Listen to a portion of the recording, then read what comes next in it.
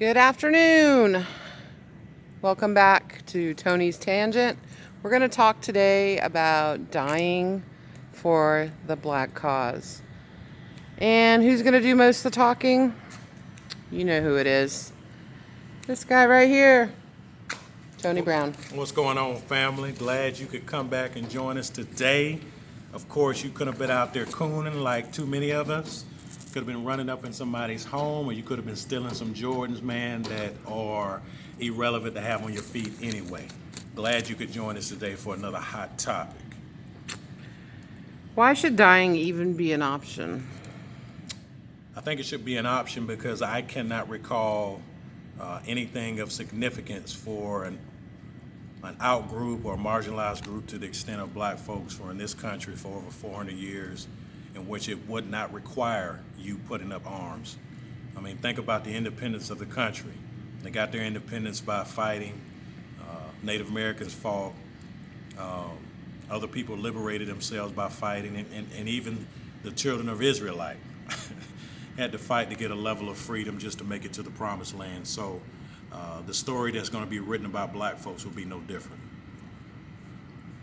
Why are black folks quick to die for everything else, but use excuses for not putting it on the line for their own babies? Well, I don't really know the answer to that one. I would like to think that in today's world, we think we can vote ourselves out of oppression. Sometimes we think we can pray ourselves out of oppression, but we're not willing to put the work in and not put the skin in the game that it requires for true liberation. And let me just say this. There is a difference between civil rights and being completely liberated. Civil rights is predicated on the dominant society giving you what they think you should have based on the weak requirements that you have or the demands that you have. Liberation means everything's on my terms and I'm willing to use everything at my disposal by any means necessary to reach that goal. What should be done for those that put their lives on the line for the cause? Well, let me give you an example of how black people are dysfunctional in terms of who they elevate at the top of their pedestal. You know, we just had Kobe Bryant, rest in peace, who just passed away, and a lot of people love him for the entertainment and the joy and even the inspiration he would have given to them. But he didn't give his life to the extent of a Dr. King, a Malcolm X, or Fannie Lou Hamer, so forth and so on. And I think, again, for an out-group, marginalized, oppressed people, to elevate people like Obama and or Oprah Winfrey to the level of some of our martyrs, like Medgar Evers, so forth and so on, is a travesty. I think there should be money set aside. I think their family should be taken care of forever. I think this is only fair because if you're going to sacrifice and give your life for the improvement in the life of black folks, I think you should be taken care of in a number of different ways. It also speaks to one of the reasons why you don't see black folks fighting for black folks. White and black people celebrate folks, man, who are indifferent towards black issues. And if we were more supportive of folks, man, who really went the full mile for us, the young people coming up would see that as something honorable and wouldn't be so quick to sell each other out. How are we viewed when we are willing to fight to the death to protect ourselves? Well, again, I like using examples, and I think the irony of the so-called Native Americans is I think there's a level of respect that white people have for certain tribes. And the reason I say that is because they were willing to fight back.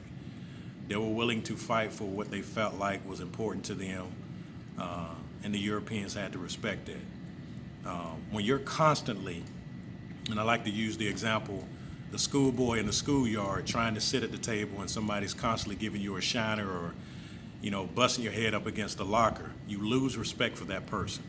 But when a person comes to school and says, hey, look, I'm just here to do my work and get my education. If you mess with me, there's going to be some consequences and repercussions. Too often they end up being best friends down the road. So what I'm saying to black folks is at the end of the day, Just because you love yourself and you put yourself first does not mean you hate everybody, but there's a level of respect that comes with people who are willing to protect themselves and, more importantly, protect their children moving forward. That has to be an option, and it has to be at the top of the choice-making options. Is there an example of people dying and it turned out that the sacrifice was worth it? The Haitian Revolution is the best example that I can give for that. Also, I can use the Seminole Wars from 1818 all the way to 1840s and 1850s in terms of conflicts with the dominant society that turned out in favor of the people who were fighting against them. We can learn a lot of lessons, particularly from the Haitian Revolution. It lasted the longest. It was the only revolution in which black folks in the Western Hemisphere were able to secure their freedom and also provide the blueprint and the standard for what that freedom looks like for everybody else. So it can be done when people are on the same page, and when you eliminate folks, man, who are compromising what you're trying to get accomplished, it can be accomplished. So I think the Haitian Revolution, along with the Seminole Wars and other conflicts, are great examples of what it looks like when you put your life on the line and the byproduct of that afterwards. How do you feel you can get people to be together and fight for the cause to this extent? I think the first thing we need to do is we need to identify like-minded people. I think we need to organize with those like-minded people, and you need to build trust with those individuals who are on the same wavelength as you're on. I'm a fan of black nationalism, meaning to say that we need to be able to control the economics and the politics in our own community. You cannot really do that when you have a large group of people within a group who are trying to compromise and trying to sell out for other people who don't have your best interests. You need to eliminate them. Now, you can eliminate them a number of different ways. One, by staying away from them and not doing any business with them or not communicating. Two, by excommunicating. Or three, by eliminating them altogether. And that's how we're going to get to where we need to get to at the end of the day. Do you have any reference material for people this week on this topic? No, they can, well, actually I do. You can go and watch Hidden Colors by Tariq Nasheed.